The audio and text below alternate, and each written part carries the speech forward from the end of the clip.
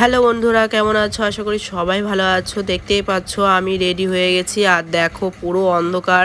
আমরা কোথায় যাচ্ছি অবশ্যই তোমাদেরকে বলবো। ভোরবেলায় উঠে চান টান করে মেয়ের জন্য রান্না করেছি, আমার হাজব্যান্ডের জন্য রান্না করে দেখো টুকটিও চলে এসেছিলো। টুকটি করে আমরা যাচ্ছি, ঘুরতে বেরোচ্ছি। তা কোথায় যাচ্ছি তোমাদেরকে আস্তে আস্তে দেখাবো। মিনি ব্লগও করবো এবং ব্লগ ভিডিও করব, মিনি ব্লগও করব। মিনি ব্লগটা আগে দেওয়া হবে, ব্লগ ভিডিওটা পরে দেওয়া হবে, কেননা অনেক ভিডিও আছে, সেগুলো আস্তে আস্তে তোমাদেরকে দেবো। তারপর ব্লগ ভিডিওগুলো তোমাদেরকে দেখাবো।